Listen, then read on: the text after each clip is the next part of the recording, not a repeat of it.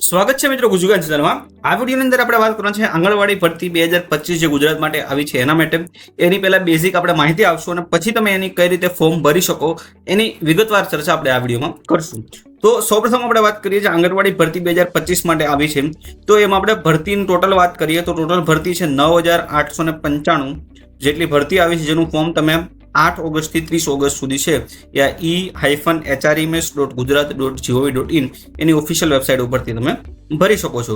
જે વેકેન્સીની વાત કરીએ, પોસ્ટની આપણે વાત કરીએ તો આંગણવાડી વર્કર માટે 12th પાસ છે એ જરૂરી છે અને એજ છે એની 18 થી 33 હોવી જોઈએ।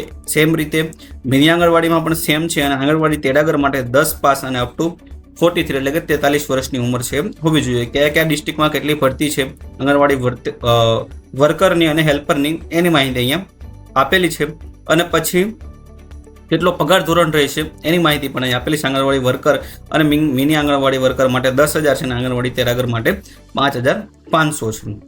ઠીક છે, તો હવે આપણે વાત કરીએ કે જો તમારે આની એપ્લિકેશન કે ઓનલાઈન ફોર્મ ભરવું હોય તો એ તમે કઈ રીતે કરી શકો।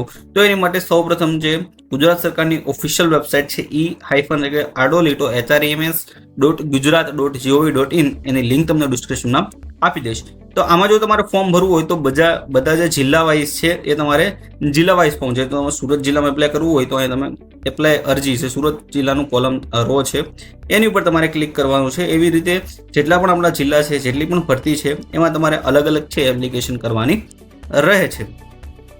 તો હું તમને આ વિડીયોમાં કોઈ પણ એક જિલ્લામાં બતાવી દઈશ કે તમે કઈ રીતે ફોર્મ ભરી શકો, બાકી બધા ડિસ્ટ્રિક્ટની અંદર સેમ હોય છે। ઠીક છે, તો અહીંયા સૌપ્રથમ જો તમારે આપણે તમને ડેમોમાં સુરત અર્બનમાં જે ભરતી છે એમાં અહીંયા એપ્લાય ઉપર તમે ક્લિક કરશો એટલે તમને એપ્લિકેશન ફોર્મ ખુલશે।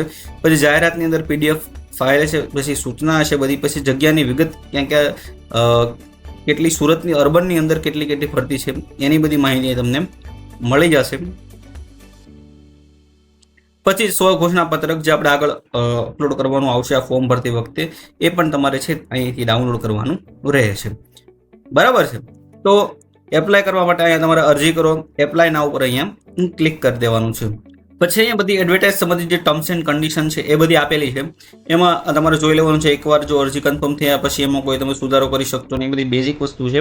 પણ એક વસ્તુ છે જે તમારા માટે ઇમ્પોર્ટન્ટ છે એ તમારે આ વાંચી લેવાની છે કે જો તમે ધોરણ 10 કે 12 ની અંદર એકથી વધારે ટ્રાય પાસ કરેલી હોય તો એમાં તમારે જે મલ્ટિપલ માર્કશીટ છે એ અપલોડ કરવાની છે। અને જો એ કિસ્સામાં જો કુલ તમારે 7 વિષય હોય તો તમારે 700 ગણવામાં આવે। 700 માંથી જો તમારે 325 માર્ક આવ્યા હોય, બરાબર છે, અને એક વિષયમાં તમારે 25 આવ્યા એટલે કે વિષયમાં તમે ફેલ થયેલા છો, બરાબર છે, તો તમારા કુલ ગુણ છે 300 ગણવાના। ત્યારબાદ જે વિષયમાં પાસ થવાથી જો 50 ગુણ આવ્યા હોય તો તમારે 700 માંથી 350 છે એ તમારે કાઉન્ટ કરવાના રહેશે। એટલે ટૂંકમાં જો તમે રીટ્રાય આપેલી હોય એકથી વધારે એટલે જે ફાઇનલ જે તમારા માર્ક્સ આવ્યા હોય એ તમારે માર્કશીટની અંદરથી લઈ અને એ તમારે એડ કરવાના રહેશે। બાકી CGPA ની એ બધી ટર્મ્સ એન્ડ કન્ડિશન છે, પછી તમારે SSCના જે માર્કશીટ અને 12th અને 10thની જે માર્કશીટ છે એને પ્રમાણે બધું અરજી ફોર્મ છે એ નામ પ્રમાણે તમારે નાખવાનું, બાકી રદ થઈ જશે ને એ બધી માહિતી છે તમારે વાંચી લેવાની છે અને પછી તમારે આઈ એગ્રી ઉપર ક્લિક કરી દેવાનું છે। સૌપ્રથમ તમારે અહીંયા આપણું શહેર સિલેક્ટ કરવાનું છે, જેમાં સુરત ઓટોમેટિક આવશે। તો અહીંયા જિલ્લો સિલેક્ટ કરી લઉં છું, સુરત શહેર। પછી એમાં તમારે તાલુકો સિલેક્ટ કરી લેવાનો છે। પછી જે તમારે વોર્ડ હોય જેમાં તમારે એપ્લાય કરવું હોય એ વોર્ડ સિલેક્ટ કરવાનો છે। પછી એમાં જેટલી પણ આંગણવાડી આવશે એની માહિતી આવશે, તો એ તમારા આંગણવાડી જેટલા પણ એ વોર્ડની અંદર આંગણવાડી હશે એ આપી દઉં છું। તો અહીં રેન્ડમ આંગણવાડી સિલેક્ટ કરી લઉં છું, બરાબર છે। તમારે જેમાં એપ્લાય કરવું હોય એમાં તમારે સિલેક્ટ કરી લેવાનું છે। પછી અહીંયા તમારે તમારું નામ અંગ્રેજીમાં નાખી દેવાનું છે।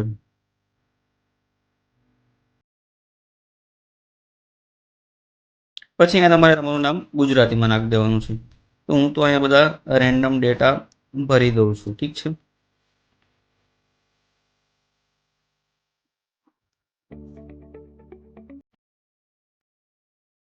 આંગણવાડીમાં છે આંગણવાડી તેડાગરની જરૂર છે એટલે ઓટોમેટિક ત્યાં આવી જશે। પછી અહીંયા તમારે તમારો નંબર નાખી દેવાનો છે। પછી આ કેપ્ચા કોડ નાખી દેવાના છે।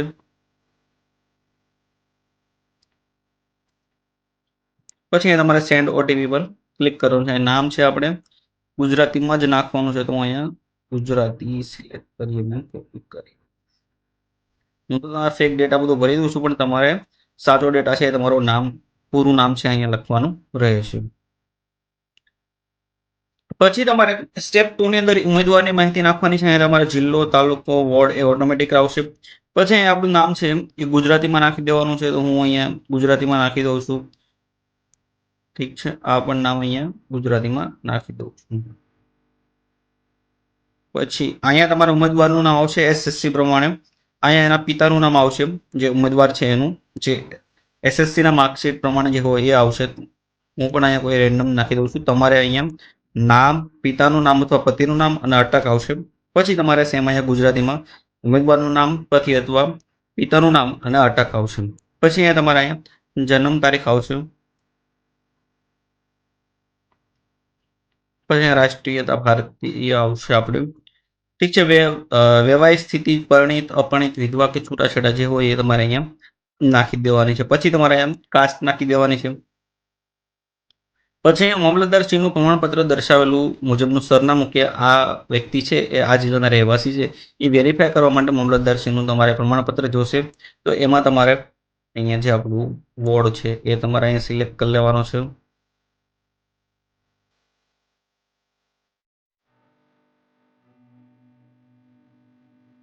પછી અહીંયા પિનકોડ નાખી દેવાનો છે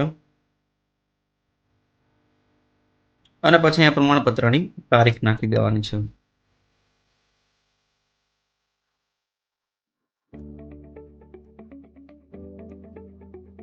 આ પ્રમાણપત્ર છે 8/2/2025 થી 30/8/2025 સુધીમાં છે ઇસ્યુ થયેલું હોવું જોઈએ. પછી પત્ર વ્યવહાર માટે અહીંયા તમારે સરનામું નાખી દેવાનું છે. અહીંયા પણ હું રેન્ડમ નાખી દઉં છું. તમારે જે સાચો ડેટા હોય છે એ તમારે અહીંયા નાખી દેવાનો છે. પછી તમારે ઈમેલ એડ્રેસ નાખવું હોય તો નાખી શકો છો, કમ્પલસરી નથી. પછી ઉમેદવાર હાલ અરજી કરવાની આંગણ તેરાંગણામાં કરે બીજો 10 વર્ષથી વધારે અગ્રમતા હોય અને જો એક્સપિરિયન્સ ધરાવતા હોય અને તમારે જો અગ્રમતાનો લાભ લેવો હોય તો એને માટે જો તમારી પાસે એક્સપિરિયન્સ હોય તો તમારે હા કરવાનું છે, નગર ના કરવાનું છે. જો તમારે આમાં વધારે એક્સપિરિયન્સ 10 થી વધારે વર્ષનો હોય તો તમને આમાં છે પ્રાથમિકતા આપવામાં આવતી હોય છે. તો હું ના કહી દઉં છું. પછી અહીંયા જે ટર્મ્સ એન્ડ કન્ડિશન છે એ પણ અહીંયા ચેક કરી દઉં છું. સબમિટ અને નેક્સ્ટ આપી દઉં છું.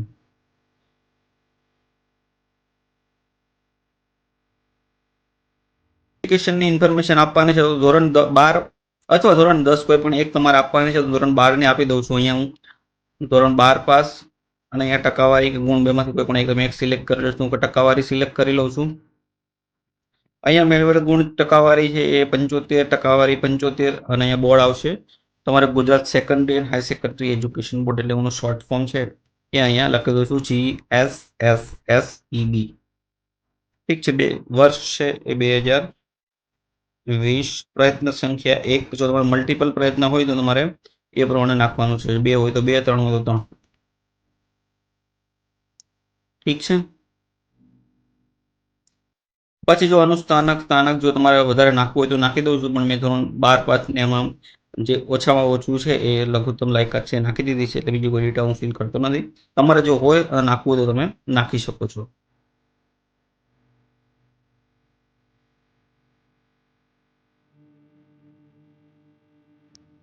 100 માંથી છે.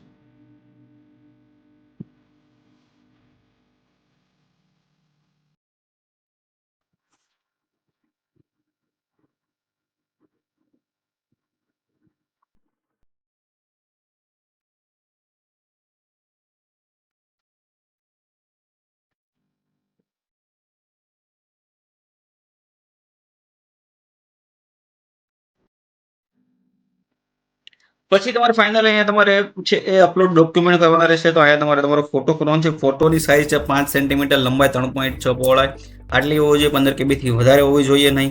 અને આ જે તમને રિઝોલ્યુશન આપેલું છે એ રિઝોલ્યુશનની અંદર તમારે કરવાનું છે. તો ફોટાની અંદર જો તમે પ્રોબ્લેમ આવતો હોય કઈ રીતે આ ફોટો તમે અપલોડ કરી શકો, તો એની માટે આપણે અલગથી વિડીયો બનાવેલો છે કે ફોટો તમે રિસાઇઝ કઈ રીતે કરી શકો છો. એની લિંક તમને આઈ બટન ઉપર આપી દઈશ. પછી તમારે સેલ્ફ ડિક્લેરેશન ફોર્મ છે એ અપલોડ કરવાનું છે. સેલ્ફ ડિક્લેરેશન ફોર્મ છે એ તમને અહીંથી મળી જશે. સેલ્ફ ડિક્લેરેશન ફોર્મની PDF છે એ તમને હું ડિસ્ક્રિપ્શનમાં આપી દઈશ, તો એ તમારે ભરવાની રહેશે. બરાબર છે. અહીંયા તમારે અપલોડ કરી દેવાનું છે સેલ્ફ ડિક્લેરેશન ફોર્મ. પછી તમારા જન્મ તારીખનો દાખલો, શાળા છોડવાનું પ્રમાણપત્ર અથવા ધોરણ 10નું સર્ટિફિકેટ, આમાંથી કોઈ પણ એક ડોક્યુમેન્ટ અપલોડ કરવાનું છે. મામલતદાર શ્રી દ્વારા આપવામાં આવેલા સ્થાનિક રહેઠાણનું પ્રમાણપત્ર, તમે ત્યાંના સ્થાનિક રહેઠાણ છો એનું પ્રમાણપત્ર મામલતદાર દ્વારા આપવામાં આવે છે, એ તમારે અપલોડ કરવાનું છે. પછી ધોરણ 12માં પાસ થયેલ પ્રયત્નની માર્કશીટ, એ તમારે અપલોડ કરવાનું છે. આટલા ડોક્યુમેન્ટ તમારે અપલોડ કરી અને તમારી અરજી છે કન્ફર્મ કરી દેવાની છે. બરાબર છે. એકવાર તમે અરજી કન્ફર્મ કરી દેશો પછી તમે કંઈ સુધારા વધારા કરી શકશો નહીં. અત્યારે જ્યાં સુધી તમારી અરજી કન્ફર્મ નહીં ત્યાં સુધી તમે જ્યાં કોઈ પણ સુધારા કરવાના છે તો કરી શકો છો. એટલે ફાઇનલ અપલોડ કરતા પહેલા તમારે છે એકવાર આખું ફોર્મ એકવાર વ્યવસ્થિત તમારે ચેક કરી અને પછી તમારે સબમિટ કરવાનું રહે છે. ઠીક છે. તો આ વિડીયોની અંદર આપણે વાત કરીએ કે જો આંગણવાડી ભરતી 2025ની અંદર તમારે ફોર્મ ભરવું હોય તો કઈ રીતે ભરી શકો, આના સંબંધિત જો તમને કોઈ પ્રશ્ન હોય તો તમને કોમેન્ટ સેક્શનમાં જણાવી શકો, તો જવાબ દેવાનો પૂરતો પ્રયત્ન કરીશ. આ વિડીયો જોવા માટે તમારો ખૂબ ખૂબ આભાર.